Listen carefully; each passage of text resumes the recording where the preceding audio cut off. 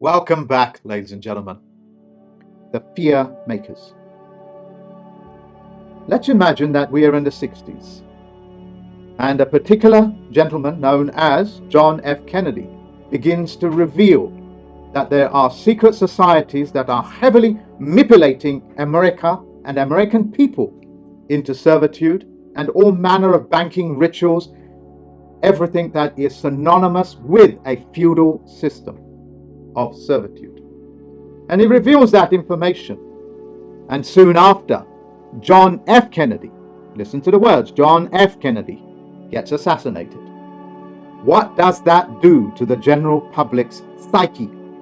What does it do to the general psyche? It says, if you ever reveal to us, to the general public, that there is a secret society that is working against the interests of the American people, you too will be shot dead in front of a world audience.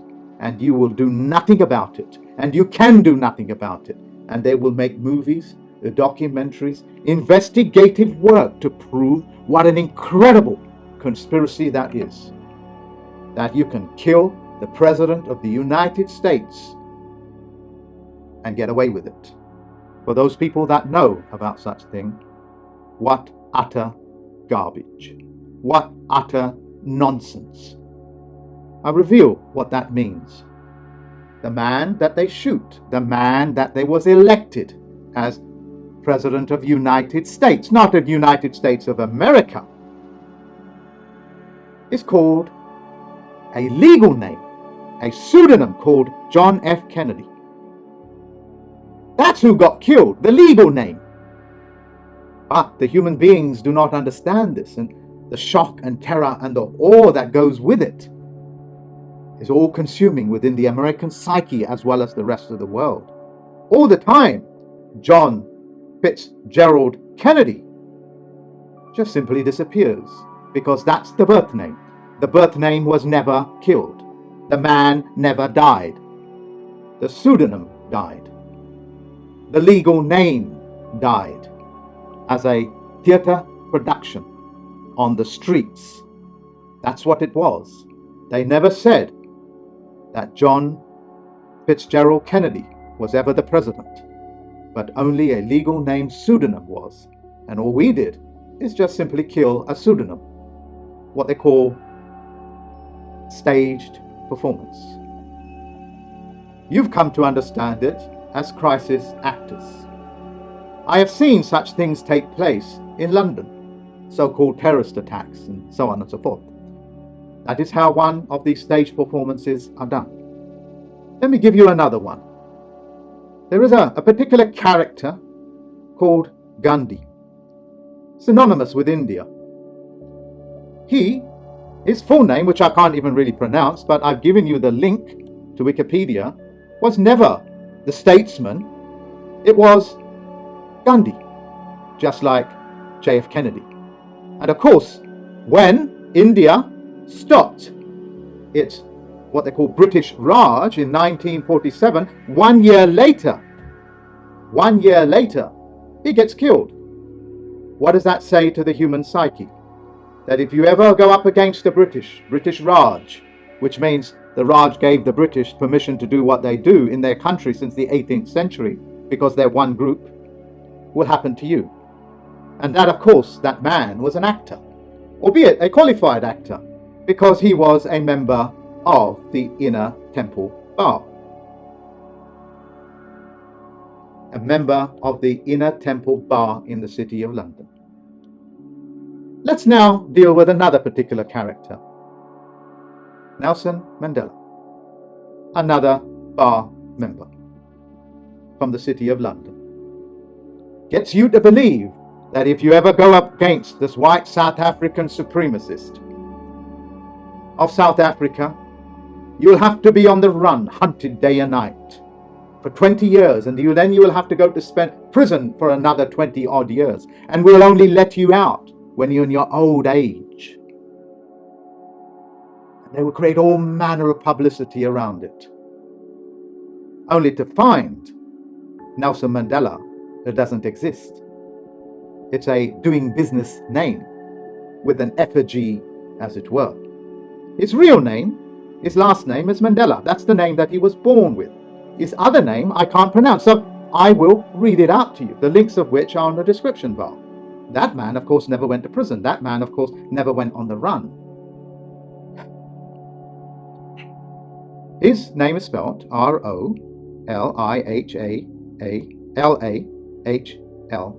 Mandela. So who exactly is Nelson Mandela? It's the one that goes to prison, the actor. But of course, through one door and out another. How many times have we seen this, ladies and gentlemen, for those people that have gone to court?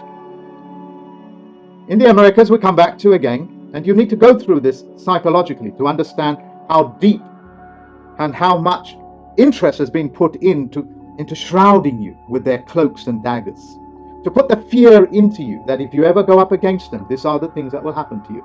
But it's only a pseudonym, ladies and gentlemen. We call it shadow puppets, shadow games. We have a particular character called Martin Luther King, synonymous with the 60s rights movement. Gets shot dead in public, on a balcony, which is another word for a stage. But of course, Martin Luther King runs for this, runs for that. But never the birth name, but never the true name, never the man that was born, but only as an actor. All of the Americans followed him, believing that there is a light to be shone in the psyche of the American people. All in time, this birth name of Michael King Jr., never a Luther, because a Luther is a Luciferian, never reveals itself. The man that was shot, killed, was Martin Luther King, and never the born name, Michael King Jr. Thousands of newspapers, thousands of television reporters, television stations, books have been written on these subjects and reported, all the time not revealing the nature of the moniker.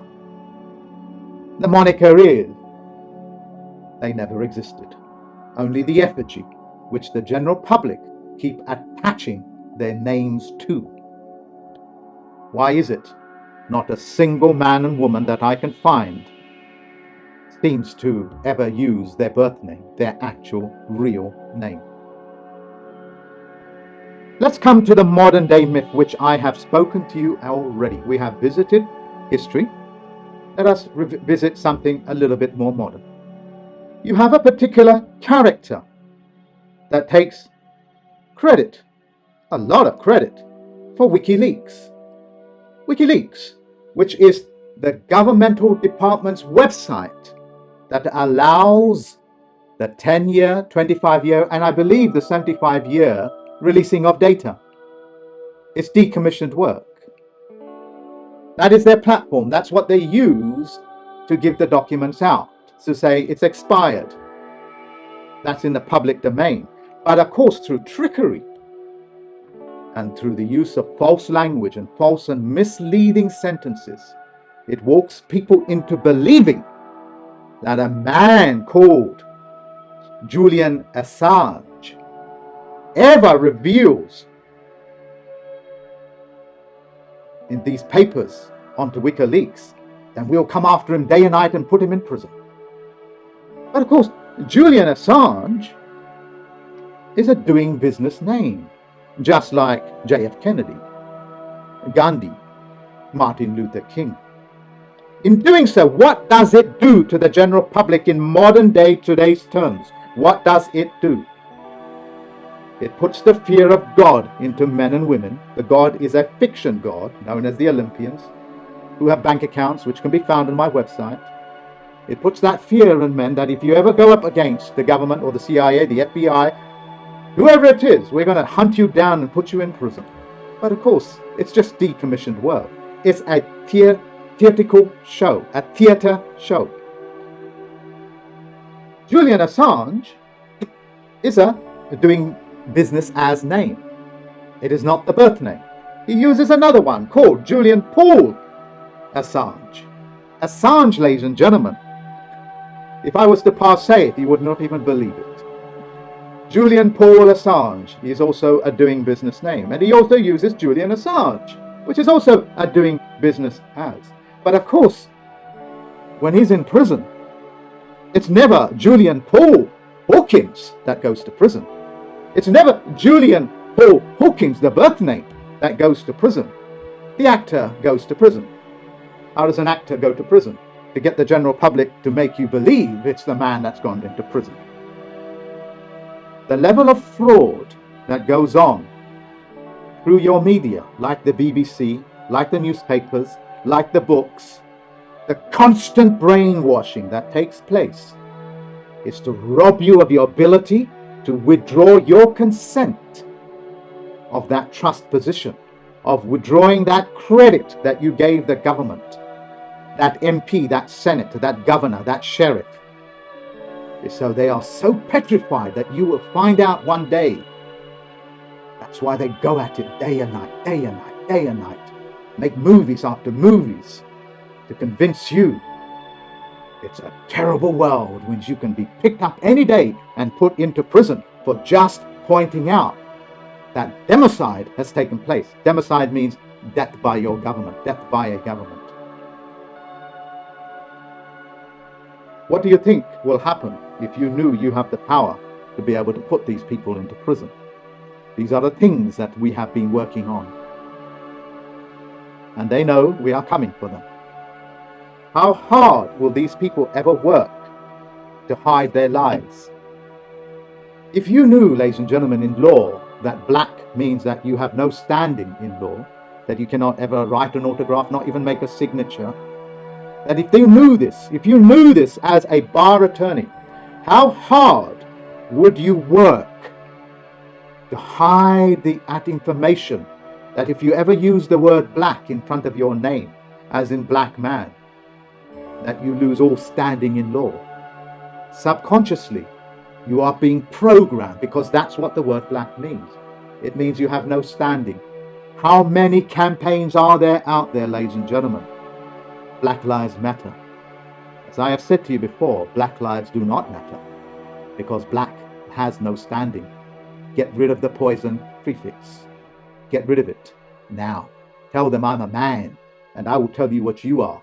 But you don't ever tell me that I'm black, white, or any one of these things, because even if you put white, do you know what it will do?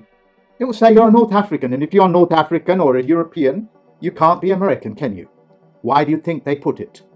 And then to seal that doom, seal that piece of paper, that program into your head, they now say to you, you can now submit your form. If I said to you, submit, you, John, out there, submit, you, Tracy, out there, submit to me, what are you going to say to me? You're going to pick up a bat and you're going to come out fighting, because that's what they are doing to you, but you don't know it. Understand? And that type of energy is the type of energy these people put in to rob you of your ability to make contracts, make your own agreements, bypass the inner temple. Just pick up a dictionary and just look it up, a law dictionary, what it means. That's why the Black's Law Dictionary has no standing. It's all garbage in there. That's why the Blackstone's Dictionary has no standing. That's why the Black Nobility out of Venice has no standing. They're just fiction, like their fiat currency. I will now ask you to step back in time, say 2,000 years ago, presumably when a particular character existed. And this particular man is a carpenter. And he has a humble beginning, as well as being a teacher, called in Jewish language a rabbi. And this carpenter, who works with his hands, with tools, building whatever he builds, as a simple carpenter, begins to educate the general public on the things that I am educating you about.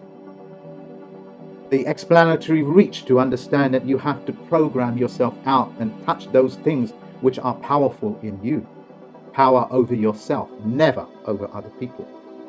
He begins to teach them that you can use the Roman roads, that the Romans are an interface called Roman roads. They're a type of contracting venue that allows you to move from one point to another under the protection of their armies. just as the knights do in England for the post office. That's what a knight does. It protects the movement of contracts, because contracts is what enables all commercial activity to take place under this planet, on this planet, in this planet. So, if you knew that, and if Jesus knew this carpenter, this rabbi began to teach people, what would you do as a narrative, as a man or a woman that would consider fellow human beings as competitors? What would you do? What kind of teachings, what kind of programs would you generate to rob other people of ever using these conduits? Very simple. If you ever tell people the truth of what your power is, if you ever tell people those things that are above are the same as below, and that you are not so very far different, that you are not different from any creation, you're part of it, and as a result you are just as creative. Hence those famous words, if you have seen me, you have seen the Creator. If you have seen the Creator, you have seen me, because creation is what it is. You would make it so pernicious that if you ever spoke of such things, you will get yourself crucified. That is the consequences of following their narrative. It robs you of being able to use the existing conduits, like Bitcoin, like the post office, like the non-fungible tokens, the blockchains. That is what happens when the use of these legal names go haywire. Bitcoin, ladies and gentlemen, is only the tip of an iceberg. Bitcoin is Titan money, as to opposed to the Olympians' money, which is fiat-based currency. As a planetary judge, I have done my best to educate you and provide you with all the evidence that I can. Some of these evidences go into their thousands of percent, let alone 100%. There is a statement that I'm going to make now, and I wish for you to participate. I wish you to participate in this. Now that we know there was a civilization about 150 years ago, the countries, as it were, the land masses, carried the names as a forename, like Tara, terrestrial, Tara australis. It carried those names to say, this is the civilization that was once. What lengths would you go to if you was able to destroy the men and women that offered that conduit, that were the creators of Tara australis, the men and women that allowed the cooperative society to take place and flourish, the creators of Bitcoin? What lengths would the Olympians, the creators of fiat currency, go to destroy the existence of the titans, as it were, in your mind, to finally put it to sleep, that there is ever gold or silver for you to touch upon, because that was Titan money those days? Because when you had that money, the banks didn't have it. That nugget of gold was in your possession, not in the banks. So to steal from you, they created bonds, and then gave you the bond on the back of that gold. Then they began to print even more bonds on the back of the same gold, and fiat currency was born. What would you do? What would you do to prepare, just like Nelson Mandela, just like John F. Kennedy, just like Gandhi? What would you do? What theater show would you come up or create to be able to rob the existence of these things from your psyche? That there is another world out there, that there is another medium of currency, of money. What would you do to seal the doom of Titan money? Gold, silver, copper, trust, faith. I would build a gigantic ship, and I would sink it, and that ship would be called the Titanic, and it'll be done by the British, because that's what it was. It was a British ship. And in doing so, 1 year later, I would give birth to fiat currency, the beginning of what is known as the Federal Reserve Act. They've essentially killed off in your mind the existence of Titanic conduits, Titanic money, gold, silver, and etc., and then bring in the fiat empty promissory notes that has now virtually collapsed their own systems. Because as you now know, that they're zombie corporations, and the Olympians are zombies. That's what they are, zombies. Your governments, ladies and gentlemen, is a non-existent. It's an oxymoron. It is your bureaucrats that run the world. The reason why, by the way, the word bureaucrat just simply means something that sits on top of a government. In other words, it is they that run the world. The governments, like MPs, Parliament, have got nothing to do with anything. Their job is to try to sit in between the man and the bureaucrat. Because if he was able to touch the bureaucrat himself, what they call permanent secretaries what they call them in this country, you can give them orders as to how you want them to conduct your affairs on their behalf, because that's what they're paid for. So they put a parliament in and then give you voting rights while somebody else elects that man in. So for example, in this particular point, you have an MP, let's call him John something. Let's call him John F. Kennedy. I have an MP called John F. Kennedy that is running for election. Who is electing him? Not me, because I only get voting rights. Somebody else puts him in position, gives me no choice as to whether I should or should not vote for him, but creates a counterpart, which he also elected. In other words, I have no electoral power, just like the Americans. Hence the word electoral college chooses who you're going to vote for. Voting is a corporate instrument. Because of this, they've now created a counterface between the man and the bureaucrat, the permanent secretary, who's there to fulfill the wishes of the man. Once they create successfully in your minds that a parliament is needed, that it runs a particular government, when you know bureaucracy is the opposite of what that means, which means no government needs to be there. Once they created that interface, now the self-interested parties, the electoral college, the electors, can go in and tell through their whips what the parliamentarians should talk about to make enough noise to convince the general public that's how it should go. That is how they voted in wars.